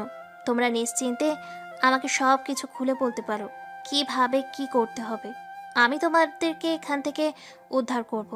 আর ওইখানে যাকে ভিতরে নেওয়া হয়েছে সে আমার স্বামী নয়, সে আমাদের ডিপার্টমেন্টের হেড। তাই কোনো চিন্তা করো না, তুমি আমাকে সব কিছু বলো। মেয়েগুলো তখন কান্না করতে শুরু করলো। আমি তখন তাদেরকে সান্ত্বনা দিতে শুরু করলাম। এরপর বললাম, তোমরা কোনো চিন্তা করো না, তোমরা আমাকে বলো কি হয়েছে এখানে। আমি তোমাদেরকে এখান থেকে উদ্ধার করব। পারবেন না ম্যাডাম, আপনারা এখানে এসে অনেক বড় ভুল করেছেন। এখন আপনাদের জীবন নষ্ট হয়ে যাবে। আপনারা যতই চেষ্টা করুন না কেন এই বিশাল রাজ্য থেকে আপনারা বের হতে পারবেন না। তারা এখানে অনেক বড় একটা জায়গায় জুড়ে তাদের লোকজন ছড়িয়ে রেখেছে। আপনারা এখান থেকে বের হতে পারবেন না। আর আপনারা দুজন মিলে তাদের কিছুই করতেও পারবেন না। ভয় পেও না, আমাকে বলো কি হচ্ছে এখানে। ওই লোকটাকে কিভাবে কন্ট্রোল করা যায় সেটা আমাকে বলো, যাতে আমার সাথে কোনো খারাপ কাজ করতে না পারে। বাকিটা আমি দেখে নিচ্ছি। সেটা তো আমরা বলতে পারবো না, কিন্তু ওই লোকটাকে থামানোর একটা প্ল্যান আছে আমার কাছে। ওই লোকটার মুখের বাম পাশে দেখবেন একটা ক্ষত জায়গা আছে, ওখানে গুলি লেগেছিল একবার। ওই জায়গায় তাকে যদি কোনো কিছু দিয়ে আঘাত করা যায় তাহলে ও অন্ধ হয়ে পড়বে, এক চোখে দেখতে পারবে না। তখন আপনি কিছু একটা করতে চাইলে করতে পারেন, কিন্তু খুব সাবধানে। এই রুমের বাইরে কিন্তু খুব কড়া পাহারা। আমি তখন তাদেরকে বললাম, তোমরা কোনো চিন্তা করো না, তোমরা এখন বাহিরে যাও, গিয়ে তাকে পাঠাও। বাকিটা আমি দেখে নিচ্ছি। তোমরা খুব সাবধানে থাকবে, যাতে কেউ বুঝতে না পারে যে তোমরা আমার পরিচয় জেনে গেছো। তোমাদের যত মেয়ে আছে সবাইকে বলে দাও তারা আজকের ভিতরে এখান থেকে বের হবে। সত্যি বলছেন ম্যাডাম? আমাদের এখান থেকে বের করবেন? এখানে থাকতে কতটা কষ্ট হয় দিয়ে আমাদের, সেটা আমরা কোনোদিন আপনাকে বোঝাতে পারবো না। প্রতিটা মুহূর্ত আমাদেরকে এখানে অত্যাচার করা হয়। যারাই আসে এসে আমাদের ব্যবহার করে, আর সেই টাকাটা তারা ইনকাম করতেছে। এই সব কিছু বন্ধ হবে, এইসব আর চলবে না। তোমরা সব মেয়েদেরকে বলো প্রস্তুত হয়ে নিতে। তোমাদেরও সাহায্য প্রয়োজন, তোমরাও আমাকে সাহায্য করবে। আজকে রাতে এখানে অনেক কিছু ঘটবে যেটা হয়তো তারা কল্পনাও করেনি। আজ হয়তো আমরা মরবো, না হয় তাদেরকে মারবো। আচ্ছা ঠিক আছে ম্যাডাম, তাহলে আমি বাইরে গিয়ে সবাইকে বলে দিচ্ছি আমরা সবাই প্রস্তুত আছি। আপনারা শুধু আমাদেরকে বলে দেবেন কি করতে হবে, আমরা ওদেরকে শেষ করে দেব। এরকম বেঁচে থাকার চেয়ে মরে যাওয়া অনেক ভালো। তারা তখন বাহিরে চলে গেল। আমি তখন অপেক্ষা করতেছি কখন সেই লোকটা আসবে। হঠাৎ করে দরজাটা খুলে গেল। আমি বুঝতে পারলাম সেই লোকটা চলে এসেছে। আমি তখন সামনের দিকে তাকিয়ে দেখলাম কালো মাস্ক পরা একটা লোক আমাদিকে এগিয়ে আসতেছে। দেখেই অনেকটা ভয়ঙ্কর মনে হচ্ছে।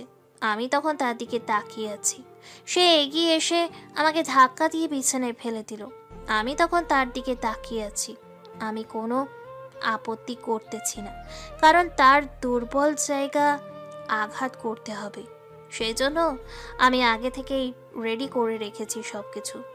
যখনই সে আমার কাছে আসতে যাবে, আমি পাশে থাকা একটা কাঁচের বোতল আগে থেকে ভেঙে রেখেছিলাম, সেটা দিয়ে তার মুখের ওপর সেই জায়গায় আঘাত করলাম।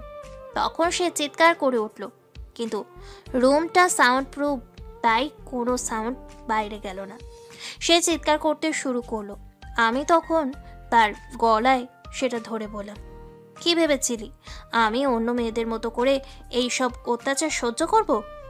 আমরা তোকে এখান থেকে তোর আসল জায়গায় নিয়ে যাওয়ার জন্য এসেছি। তুই আজ আমাদের হাত থেকে বাঁচতে পারবি না।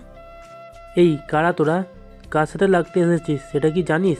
আমি যদি চাই তাহলে তোদেরকে এখানেই শেষ করে ফেলতে পারি।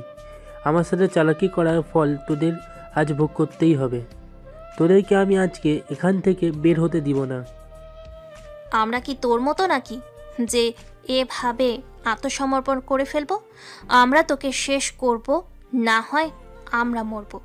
তুই এই রুম থেকে বের হতে পারবি না, তোকে এখানেই থাকতে হবে আজকে। তাই তাড়াতাড়ি বল, তুই কে আর কেন এসব কাজ করতেছিস? আমার ওপর থেকে সরে যা। যদি আরেকবার আমাকে আঘাত করার চেষ্টা করিস তাহলে আমি তোকে গুলি করতে বাধ্য হব। তুই কি ভুলে গেছিস তুই আমার রাজ্যতে আছিস? এখানে শুধুমাত্র আমার রাজত্বই চলবে। এর বাইরে যারা এখানে কথা বলবে তাদেরকে আমি শেষ করে দিব। আমি তখন ভাঙা কাঁচের টুকরাটা তার মুখের কাছে আরও এগিয়ে নিয়ে গেলাম। এরপর বললাম, এটা দেখতে পাচ্ছিস? এখনই তোকে এটা দিয়ে শেষ করে ফেলতে পারি। তাই আমি যেটা বলছি সেটা শোন। যদি একটুও চালাকি করার চেষ্টা করিস তাহলে তোকে মরতে হবে। দেখ এখনও সময় আছে, আমাকে ছেড়ে দে। আমার কোনো ক্ষতি করার চেষ্টা করিস না, নাহলে তোকে মরতে হবে। তাই ভালো করে বলছি, আমাকে ছেড়ে দে। আমার কোনো ক্ষতি করার চেষ্টা করলে তোকে নিশ্চিত মরতে হবে। আমি তখন তাকে বললাম, আমাকে কি বোকা মনে করছিস? তোকে আমি ছেড়ে দিব? তুই এখন এখানে মরবি, তাই চুপচাপ এখানে দাঁড়াও। যদি একটুও চালাকি করার চেষ্টা করিস তাহলে আমি তোকে শেষ করে দিব। বলেই আমি পাশে থাকা বিছানার চাদরটা টান দিয়ে অর্ধেক করে ফেললাম। এরপর সেটা দিয়ে তার হাত বাঁধার চেষ্টা করলাম, কিন্তু সে আমাকে ধাক্কা দিয়ে দূরে ফেলে দিল। আমার হাতে থাকা কাঁচের টুকরোটা আমার হাতে ঢুকে গেল, রক্ত পড়তেছে, কিন্তু আমি সেটা চিন্তা না করে টান দিয়ে বের করে ফেললাম। এরপর সেটা সরাসরি তার পিঠের মধ্যে ঢুকিয়ে দিলাম।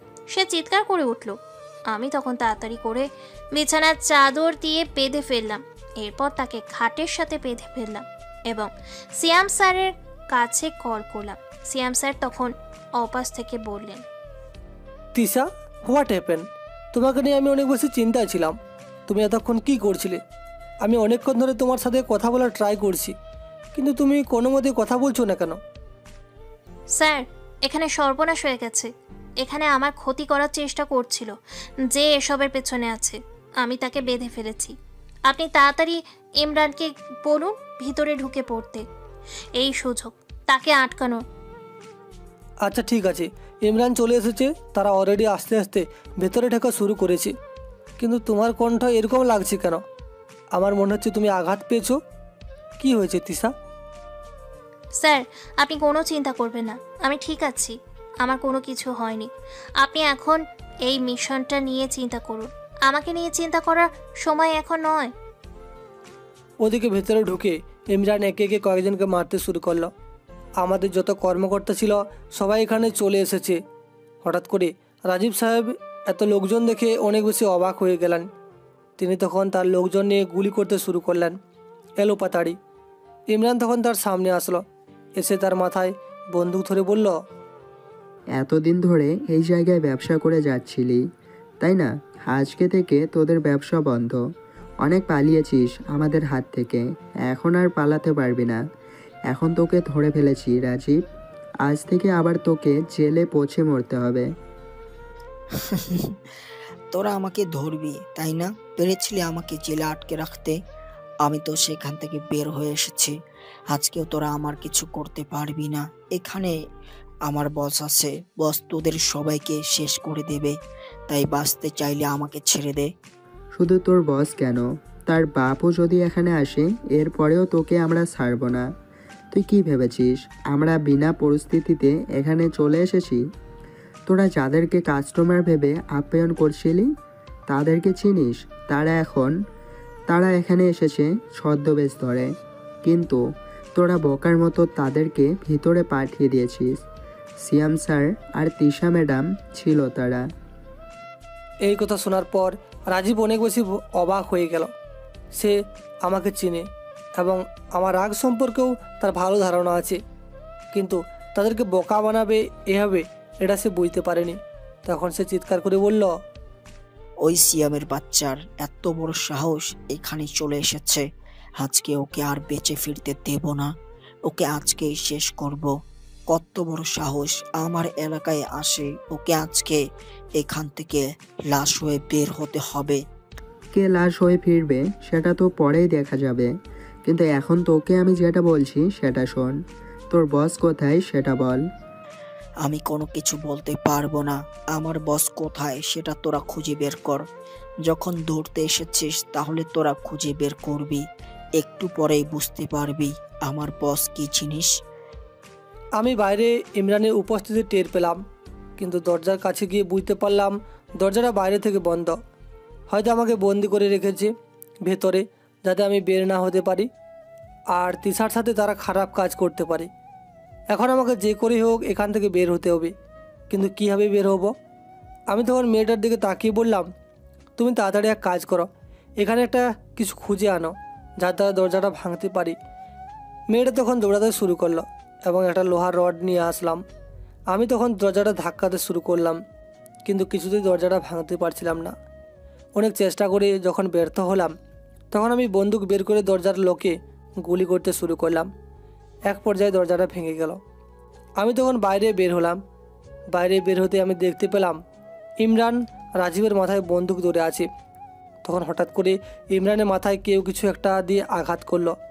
আমি কোনো কিছু দেখার আগেই কেউ যেন আমাকে আঘাত করলো মাথায়। মাটিতে বসে পড়লাম। সামনের দিকে তাকিয়ে দেখি রবিন এবং আরও একটা ছেলে আছে।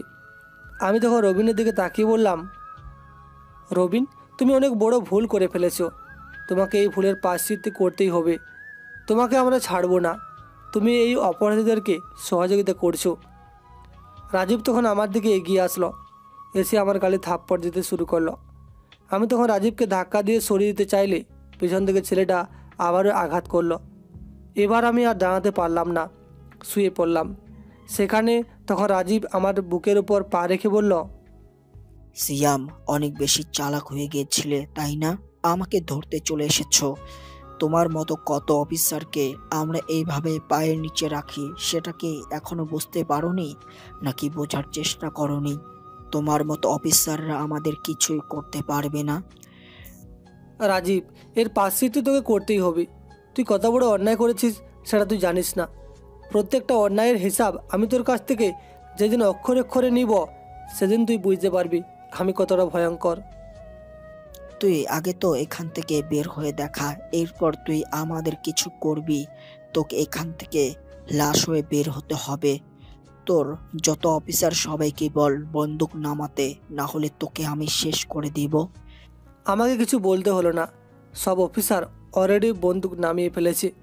আমি তখন তাদের দিকে তাকিয়ে বললাম, তোমরা কেন বন্দুক নামিয়ে ফেললে? লড়াই করতে হবে। আমাদের একজনে কিছু হয়ে গেলে তোমরা থেমে যাবে, এটা কীরকম নিয়ম? ইমরান, তুমি কোনো চিন্তা করো না, আমি মরে গেলেও তোমরা এখানে ওদের সাথে লড়াই করবে। না স্যার, এটা কিছুতেই হতে পারে না। আপনার কিছু হয়ে যাবে এটা আমরা মেনে নিতে পারবো না। আপনি আমাদের বস, আপনার ক্ষতি হয়ে যাবে এটা আমরা মেনে নিব না। এইদিকে আমি রুমের মধ্যে অপেক্ষা করতেছি কি হবে সেটা দেখার জন্য। এখনও কি ইমরান আসেনি? স্যারের সাথেও যোগাযোগ করতে পারছি না। আমি তখন লোকটার মাথায় বন্দুক ধরলাম, এরপর তাকে বললাম, এই রুমের দরজা লক করা কেন? এই রুমের দরজার লক আমাকে বল। লোকটা কিছু বলতে যাবে এর আগেই দরজাটা কেউ একজন খুলে ফেলল। আমি তখন তার দিকে তাকিয়ে অবাক হয়ে গেলাম, কারণ রাজীব। আমি তখন তার দিকে তাকিয়ে আছি, সে আমাকে থাপ্পড় দিতে শুরু করলো এবং ওই লোকটাকে বের করলো। আমাকে টানতে টানতে বাহিরে নিয়ে যাওয়া হলো। সেখানে গিয়ে আমি সিয়াম স্যারের অবস্থা দেখে কান্না করে দিলাম। আমি তার কাছে গেলাম, গিয়ে তাকে জড়িয়ে ধরে বললাম, স্যার আপনার কিছু হবে না, আমি আছি, আমি আপনাকে বাঁচাবো। আপনার এই অবস্থা কে করলো? আমি করেছি। তোর কত বড় সাহস, তুই আমার মুখের ওপর আঘাত করেছিস? তোকে আমি ছাড়বো না, আজ তোকে এখানে শেষ করব। তোর কত বড় কলিজা সেটা আমি দেখব। আমি তখন শুয়ে আছি, কোনো কথা বলছি না, কারণ আমাকে অনেক আঘাত করা হয়েছে। তারা এসে তিশাকে ধরে নিয়ে গেল। আমি তখন দাঁড়িয়ে গেলাম। তিশাকে নিয়ে যাবে এটা আমি সহ্য করতে পারছি না। আমি তখন তাদের দিকে তাকিয়ে বললাম, তিশাকে ছেড়ে দে, যা করার আমার সাথে করবি। তোরা কেন ওর সাথে লড়াই করছিস? পারলে আমাকে মেরে ফেল। তখন সেই কালো মাস্ক পরা লোকটা আমার সামনে মাস্কটা খুলে ফেলল। আমি তখন তার দিকে তাকিয়ে হতভম্ব হয়ে গেলাম, কারণ রফিক খান একজন বিখ্যাত ব্যবসায়ী। আমি তখন তাকে দেখে এতটা অবাক হয়েছি যেটা বলার মতো নয়। আমি তখন অবাক চোখে তার দিকে তাকিয়ে আছি। সে আমার সামনে আসলো, এসে আমাকে মারতে শুরু করলো। এরপর বলল, আমাকে দেখে অবাক হয়েছো তাই না? তুমি কি ভেবেছিলে তুমি আমাকে ধরে ফেলবে তাই না? তোমার মতো অফিসাররা কোনো দিন আমাকে ধরতে পারবে না। আমি আড়াল থেকে এতদিন ব্যবসা করেছিলাম, কিন্তু আজ তুমি নিজে থেকেই আমার কাছে এসেছো। আজ তোমাকে আর ফিরে যেতে দিব না। আমি এখনও তাকে কিছু বলতে পারছি না, কারণ আমি এখনও অবাক হয়ে তাকিয়ে আছি তার দিকে। এত বড় একজন ব্যবসায়ী এভাবে অন্যায় কাজের সাথে জড়িয়ে পড়বে এটা আমি ভাবতেও পারিনি। আমি তখন তাকে বললাম, আপনি তো এই দেশের একজন নামকরা ব্যবসায়ী, আপনি কীভাবে এই কাজের সাথে জড়িয়ে পড়লেন? তোমার কি মনে হয় আমি সৎ পথে ব্যবসা করলে এত টাকা ইনকাম করতে পারতাম? আমার এতটা কোম্পানি, আমার এত ব্যবসা, সব কিছু কি এমনি এমনি হয়ে গেল? এই টাকা কোথা থেকে আসলো? লজ্জা করে না এত বড় একজন ব্যবসায়ী হওয়ার পরেও এরকম অন্যায় কাজ করেন? আপনার তো ব্যবসা প্রথম থেকে ভালো চলছিল, তাহলে কেন এই অন্যায় কাজের সাথে জড়িয়ে পড়লেন? আমার টাকার দরকার, অনেক টাকা, যেই টাকা কেউ কল্পনাও করতে পারবে না, তত টাকা আমার দরকার। আমি কি এত ছোটোখাটো ব্যবসা করলে হবে? সেই জন্য আমি এটা বানিয়ে নিয়েছি। কেউ কোনো দিনও কল্পনা করতে পারেনি এই ছোটোখাটো রেস্টুরেন্টের ভিতরে এত কিছু থাকতে পারে। কিন্তু তুই সিয়াম, তুই সব কিছু পাল্টে দিয়েছিস, তোকে আমি ছাড়বো না। আপনারা প্লিজ সিএম স্যারের কোনো কিছু করবেন না, যা করার আমাকে করুন। আপনারা প্লিজ ওনাকে আর মারবেন না। আমি আপনার মুখের উপর আঘাত করেছি, আপনাকে আমি রক্তাক্ত করেছি, আমাকে রক্তাক্ত করুন। আমি তাকে এখানে আসতে বাধ্য করেছি, আপনি প্লিজ ওনাকে মারবেন না। সিয়ামের জন্য এত মায়া কিসের? শ্যামকে মনে হয় ভালোবাসো, তাই না? তাহলে আজকে সবার সামনে তোমাকে আমি ভোগ করব, এরপর মেরে ফেলবো। এই শ্যামের চোখের সামনে তোমাকে আমি নষ্ট করব। কথাটা শোনার পর আমার মাথায় রাগ চেপে বসলো। আমি তখন উঠে রফিকের গলা চেপে ধরলাম। এরপর বললাম, তোর এত বড় সাহস কি করে হলো? তুই আমার তিশার দিকে চোখ তুলে তাকাস, তোকে আমি শেষ করে ফেলবো। কিন্তু আমার শরীর এতটাই দুর্বল ছিল যে যেটা বলার মতো নয়। রফিক আমাকে ধাক্কা দিয়ে সরিয়ে দিল। কয়েকটা ছেলে আমাকে ধরে ফেললো আমার সামনে। তারা তিশার সাথে জোর করতে শুরু করলো। আমি তখন চিৎকার করছি, কিন্তু তারা আমাকে ছাড়ছে না। এতটা অসহায় মনে হয় নিজেকে আর কোনোদিন মনে হয়নি।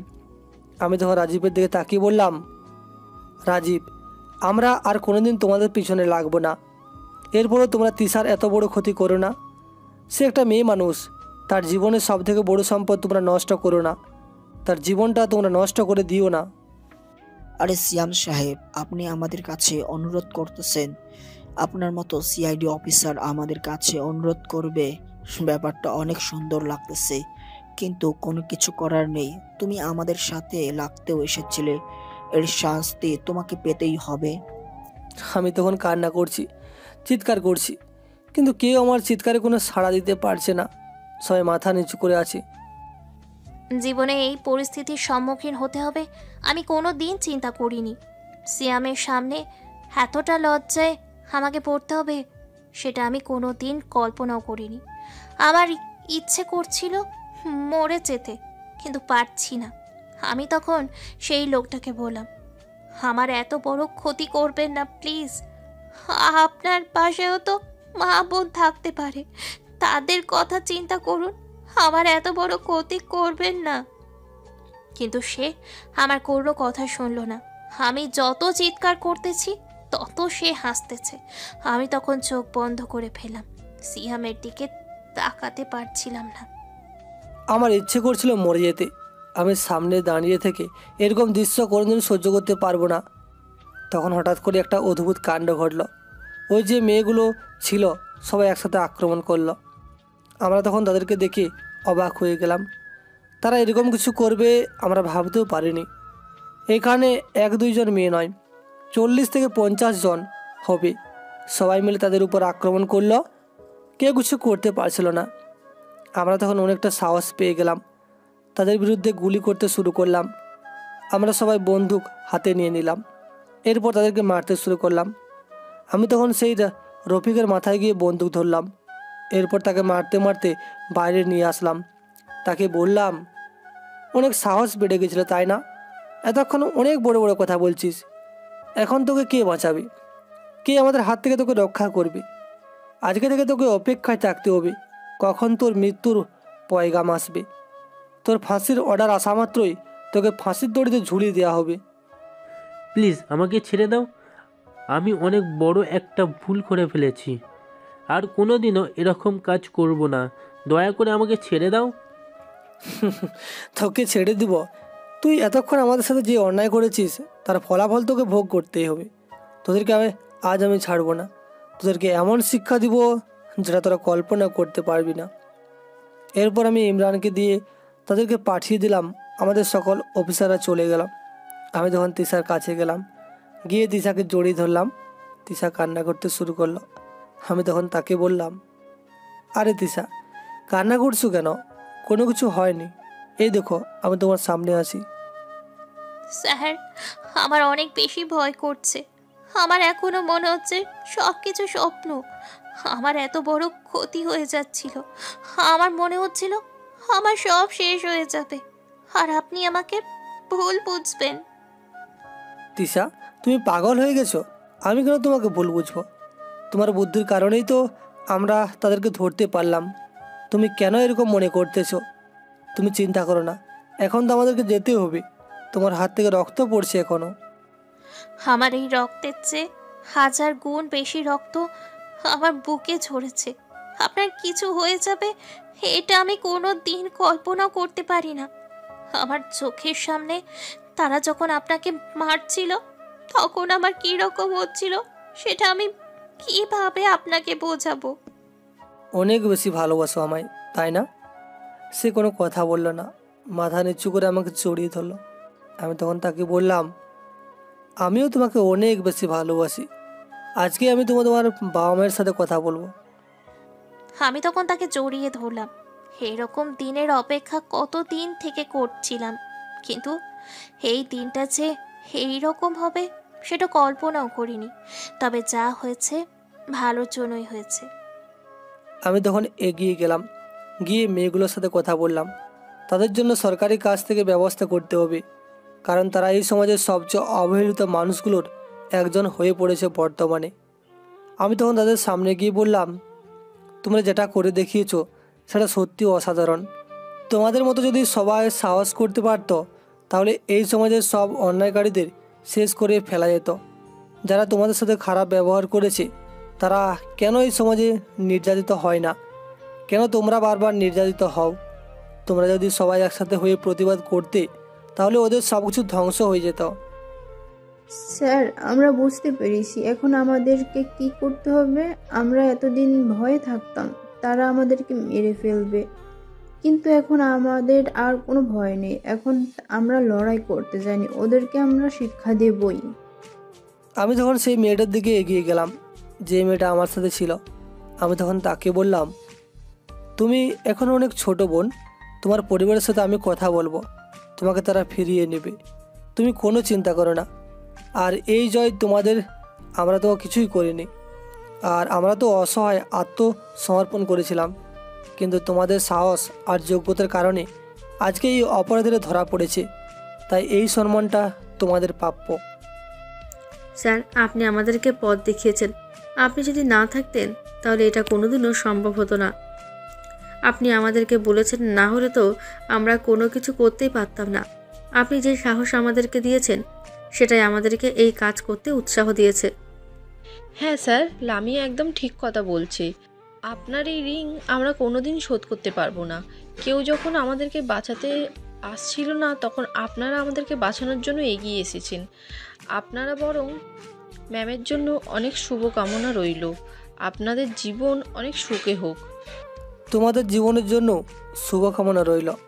তোমরা যেন ভালোভাবে জীবনযাপন করতে পারো, কারণ তোমাদের কোনো অন্যায় নেই। অন্যায় তো তারা করেছে, তোমাদেরকে বাধ্য করেছে এই অন্যায় কাজ করার জন্য। তোমাদের জীবন যাতে ভালো মতো চলে এই ব্যাপারে আমি লড়াই করব। আমার লড়াই এখানেই শেষ নয়। আর আমার বিয়েতে তোমরা সবাই কিন্তু আসবে। তোমরা সবাই না আসলে কিন্তু আমি অনেক বেশি কষ্ট পাবো। আমি তখন তাদের সবাইকে নিজেদের ঠিকানায় পৌঁছে দেওয়ার ব্যবস্থা করলাম এবং সরকারের সাথে কথা বললাম তাদের সুন্দর জীবনের জন্য, কারণ তারা সমাজে এতটা অবহেলিত, এতটা নির্যাতিত, যেটা হয়তো আর কেউ নয়। একটা ধর্ষণের শিকার মেয়ে জানে সে সমাজে কতটা অবহেলিত, কিন্তু সে তো নিজে থেকে অন্যায় করেনি, তাকে অন্যায়ভাবে জোর করে এই কাজ করানো হয়েছে। তাই তার উপর আমরা কেন দোষ চাপাই? সমাজে কেন তাদেরকে অবহেলা করা হবে? যে পশুগুলো তাদের এই অবস্থা করেছে তাদের কি কোনো দোষ নেই? তারা কেন সমাজে বুক ফুলিয়ে হেঁটে বেড়াবে? তাদের তো কোনো শাস্তি দিতে দেখা যায় না। তাই সবার উচিত সচেতন থাকা, আর একটি উন্নত সমাজ গঠনের জন্য সবাইকে নিজ নিজ জায়গা থেকে সচেতন থাকতে হবে। এবং একটা কথা বারবার মাথায় রাখতে হবে, একটি ছোট অন্যায় কিন্তু আপনাকে বড় অন্যায়ের সাহস সঞ্চার করে দেয়। তাই জীবনে ছোট বড় কোনো অন্যায় করা যাবে না। জীবনকে সৎ এবং সুন্দরভাবে উপভোগ করুন। এই প্রত্যাশা রেখে আজকের গল্প এখানে শেষ করছি। দেখা হবে পরবর্তী কোনো গল্পতে। সেই পর্যন্ত সবাই ভালো থাকবেন, সুস্থ থাকবেন। ধন্যবাদ সবাইকে।